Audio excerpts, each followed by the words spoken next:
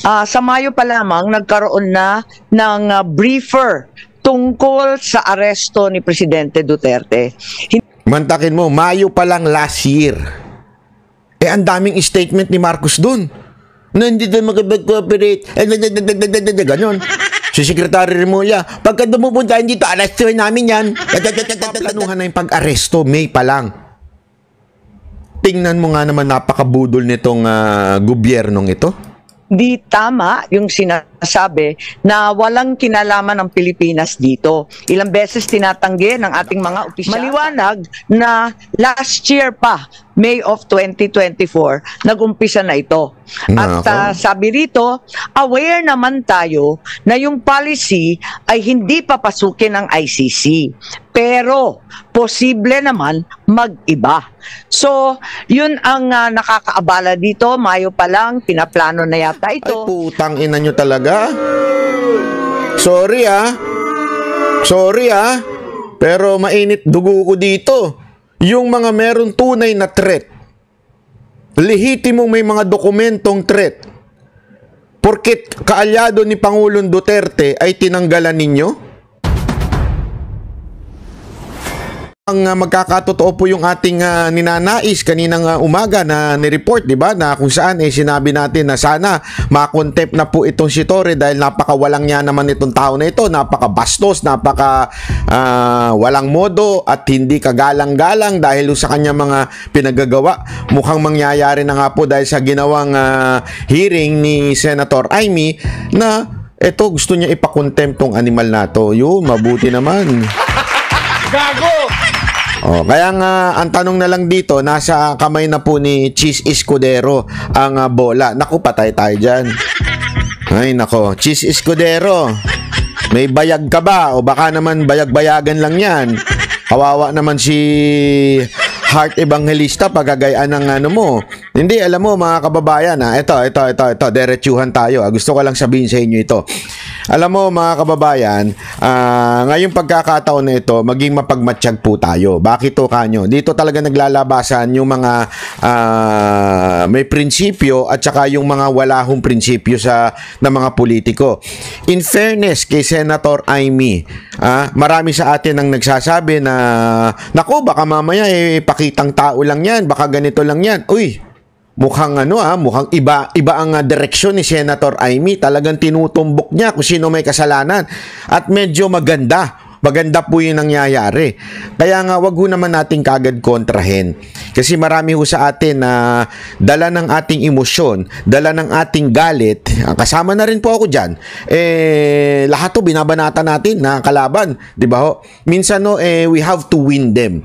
Kaya nga marami ho tayong pinipresenta dito na maaring makatulong po sa mga Duterte sa Senado at ito nga po si Senator Amy, baka isa na ho siya na makatulong.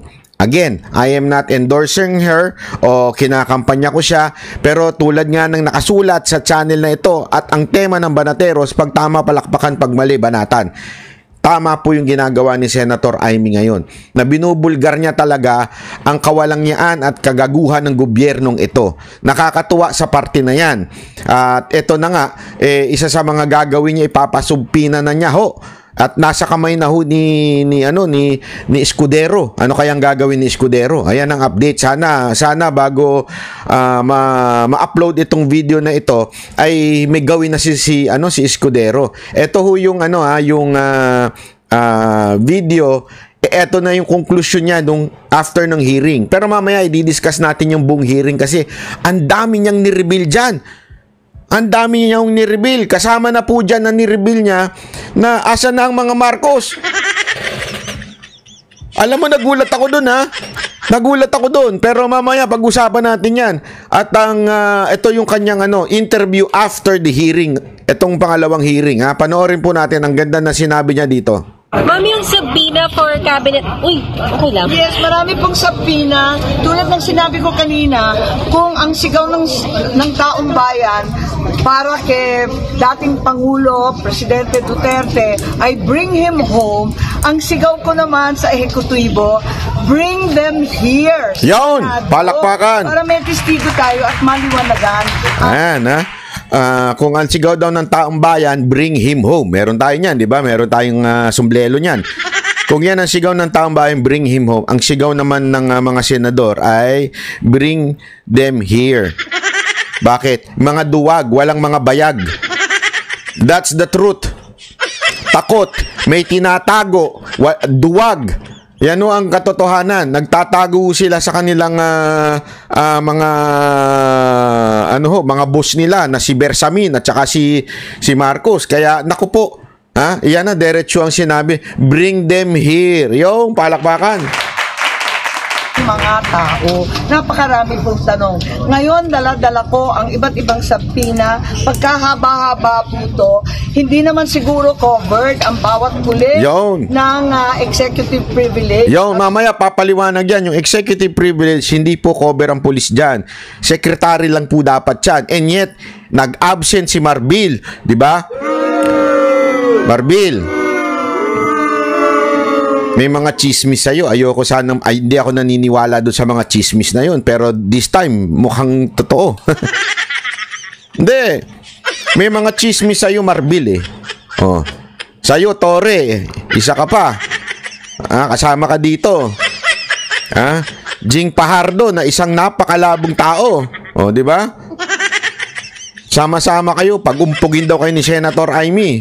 Oh, antay natin kung ano mangyayari. Ang subjudice, andito yung mga sabina para kina Jean Fajardo, General Nick De Loso Torre, ang ating mga secretary, Special Envoy Marcos Lacanilao. Ang dami po ang dami-daming hindi sumipot, kaya hindi tayo makausad sa atin. Andito rin si General Marbil, ang dami pong sabina.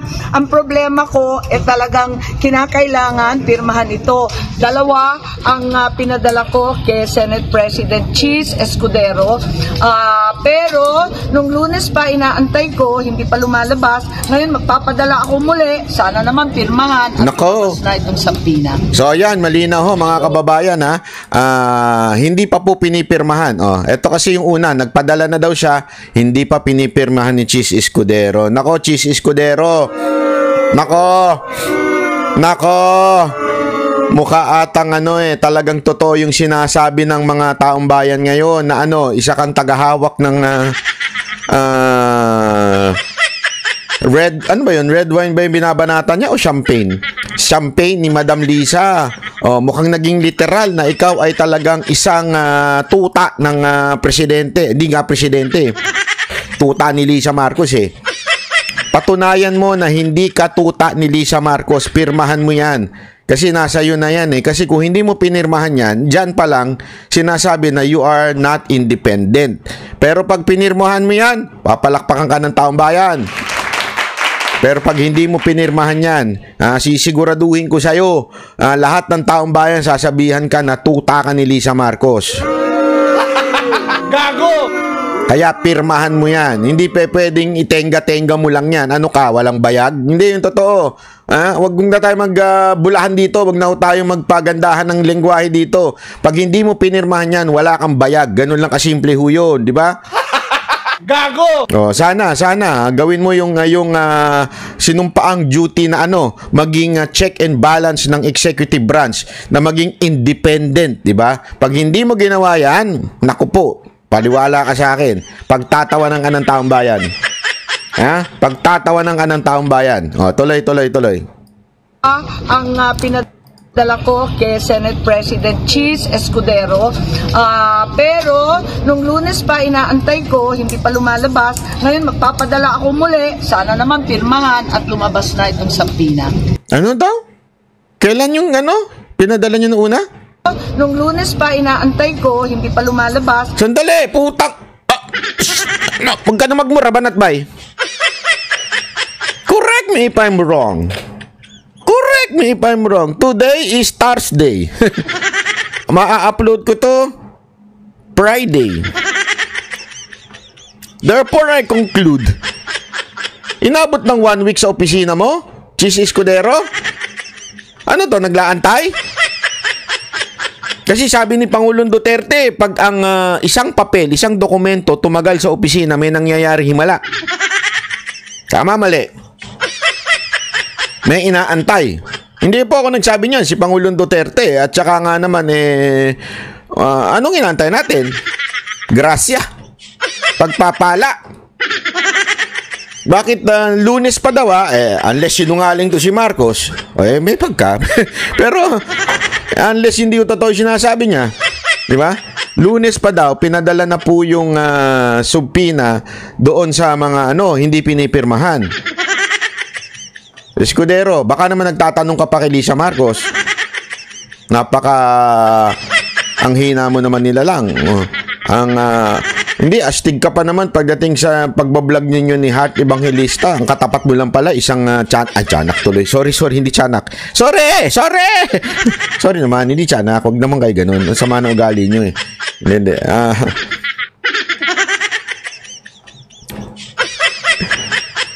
Bakit? Anong arigluhan diyan?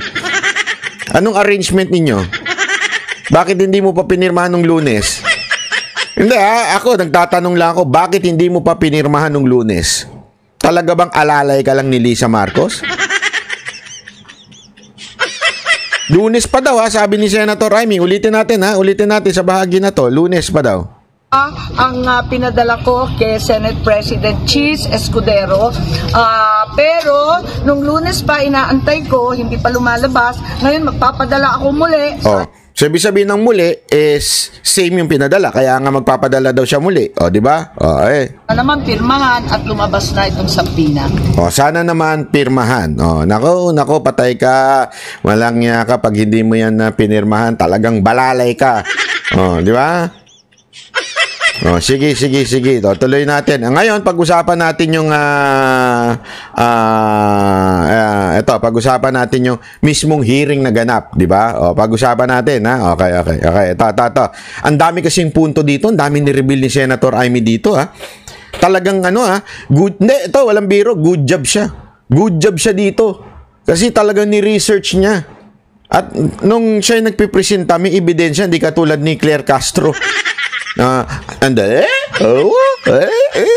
Parang may tililing eh. Gumaganong-ganon di ba? Gano'n. Mamaya pag-usapan din natin yung ewan ko kung kambal ba ni Trillanes yan. Pakinggan natin tong hearing Mag-umpisa tayo kung hahayaan ninyo ng chronological Yan.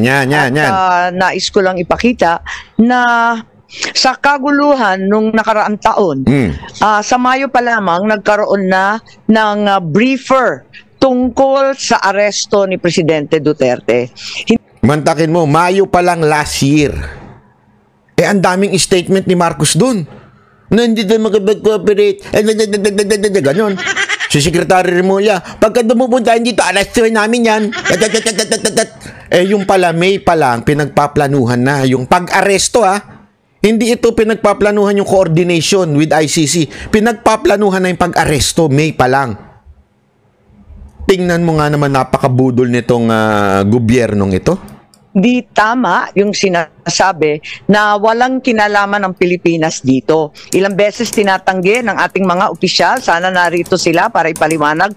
Subalit nag-press release po ang liwaliwanag nung DOJ Assistant Secretary Miko Clavano. May 8 ang kanyang mga press release. At sa kalagitnaan ng kaguluhan tungkol sa PI, yung ating People's Initiative, sa kaguluhan ng Davao at Maisog rallies, ay biglang nagkaroon ng bagong briefer na ginagawa ng DOJ. Ito ay unang-una, the potential arrest of President Duterte. Ikalawa, ang pagbabalik ng Pilipinas sa ICC. Maliwanag na last year pa, May of 2024, nag-umpisa na ito. At sabi rito, aware naman tayo na yung policy ay hindi papasukin ng ICC. Pero, posible naman mag-iba. So, yun ang nakakaabala dito. Mayo pa lang, pinaplano na yata ito. At kahit sinasabi ng ating kagalang-galang Secretary of Justice, sana narito siya, sabi niya, labas-masok ang dayuhan sa Pilipinas. Libo-libo sila. Daan-libo pa ang pumapasok na waring di natin nalalaman. Ngunit, kilala ng ating Bureau of Immigration ang ilang ICC, mga tauhan na klaro na pumasok dito.